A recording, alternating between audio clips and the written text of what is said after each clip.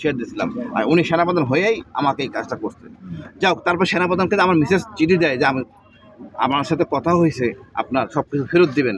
এদের তাই চুক্তি ছিল, 6 মাসের মধ্যে আমাকে সব কিছু ফেরত দেবে, অন্যায়ভাবে জুলুম করে সব কিছু সম্মান ফিরিয়ে দেবে। তখন সেনাপ্রধান তার অফিসিয়াল পেজে, অফিসিয়াল মোবাইলে আমার স্ক্রিনশট আছে যে ভাবি একটা কাজ করতে অনেক বেগ পেতে হয়েছে, অর্থাৎ ঘুম থেকে ছাড়াতে অনেক কষ্ট করতে হয়েছে। তার সিদ্দিকি সব করছে এবং হাসিনা জড়িত। এখন সেই জিনিসটা যে এই যে চিঠিটা এনাফ যে তারা জড়িত, সুতরাং এখানে দায় এড়াতে পারে না। কে আগে ছিল আমরা জানি না, যেন আবেদিন ছিল, তার আগে আকবর ছিল, মামুন খালেদ ছিল, সবাই গুমের সাথে জড়িত। সবাইকে বিচার করতে হবে, যদি তারা না পাওয়া যায় প্রচলিত নিয়মে যা করা তাই করতে হবে, বাট আইনে আনতে হবে, কেউ আইনে বাইরে না। সেনাপ্রধান এর দায়িত্বে পুরাটার, সেনাবাহিনী ভাবমূর্তি রক্ষার জন্য তার উচিত নিরপেক্ষ হয়ে সবাইকে মুক্তি দেওয়া, এর লুকোচুরি কিছু নাই। তার মানে মুক্তি দেওয়ার পরেও আপনারা মামলা করবার? অবশ্যই মামলা করবো, আর আশ্চর্য ব্যাপার, অবশ্যই মামলা আমরা একদিনের মধ্যে করে ফেলবো। আমার 2টা গুম হয়েছে, প্রথমবার আমাকে ইউনিফর্ম পরা অবস্থায় গুম করছে, ওই একটা গুম মামলা হবে, আর একটা লোকে আমাকে তাকে বরখাস্ত করার পর আমাকে গুম করছে, 2টা মামলা হবে, 2টা গুম। সেনাপ্রধানও জড়িত হবে, জেনারেল মবিন, লেফটেন্যান্ট মাইনুল এখন খুব হাইটেকে আছে, বিডিআর ঘটনা ছিলেন, এই লেফটেন্যান্ট মাইনুল জড়িত, তার সাথে অনেক লোক জড়িত, ডিজিএফআই জড়িত, কেউ ছাড়া পাবেন ইনশাল্লাহ। নাইলে আমরা বিচার হাতে নিয়ে নিব, সম্মানের সাথে আমরা রাষ্ট্রকে সম্মান করি, বিচার বিভাগকে সম্মান করি, আইনকে সম্মান করি।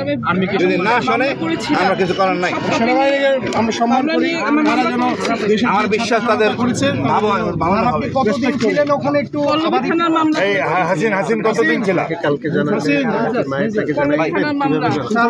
কতদিন ছিলেন? আমি 1 বছর 6 মাস 14 দিন। আমি বিস্তারিত আয়নাঘরে বলছি, আমি জীবনে মিথ্যা কথা বলি না। 2বার গুম ছিলাম আমি, একবার 43 দিন ছিলাম আর্মি ইন্টেনশন সেলে, চোখ বাঁধা, হ্যান্ডকাপ বাঁধা, মাটিতে ফ্লোরে। আমি একটা কর্নেল, বীর প্রতীক, বিপিএম রাইফেল পদক, আমি একমাত্র বাংলাদেশের অফিসার। 3 বাহিনীতে 3টা খেতাব আমার। জঙ্গি তেমন আমি ম্যাক্সিমাম করছি, এই সরকার আমারও জঙ্গি বানাইছে।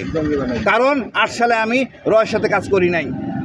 8 সালে ঠিক হয়ে গেছিল আমারই সরকার ক্ষমতায় আসবে। এবার একটা মুমিন সবাই বলে আমাদের টেররিস্ট, ইসলামিক জিহাদিস্ট। আপনার সঙ্গে থাকলে আপনি সঙ্গী, না জঙ্গি।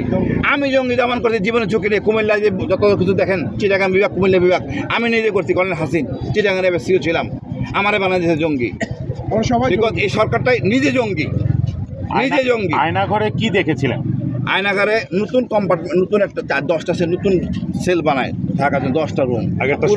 আগে আমার বাসা ভাই ঠিক এই জায়গায় ছিল আগে। আমি এখানকার মিলিটারি পুলিশে ছিলাম 90 সালে, এসব পতনের সময় মেজর। ওই সময় আমার সংসার ছিল এখানে,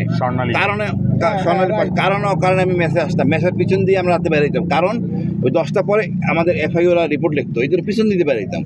ওইখানে একটা মসজিদ আছে, নামাজও পড়তাম। ওইখান জায়গার মধ্যে একটা রুম আছে, জয়েন্ট ইন্টেনশন সেল, আমরা পুরানো ওইটাকে ডেভেলপ করে তারা সেল বানায়, ওইটার সাথে ডেভেলপ করে সেল বানায়। কি কষ্ট ভাই, বোঝানো যাবে না। খাটে ঘুমাইতে পারতাম না, ফ্লোরে ঘুমাইতাম গরমে, হাইট ছোট, প্রচন্ড গরম। এইভাবে অফিসার থাকে না, মানুষও থাকে না, এমনি মানুষ মরে যাবে যেই পরিমাণ ঘাম যায়, মশার কামড়। তবে আমি চাই ন্যায় বিচার করতে হবে, কোনো ছাড় নাই। মরে যান, গরম পানি আর ট্যাবলেট পাবেন।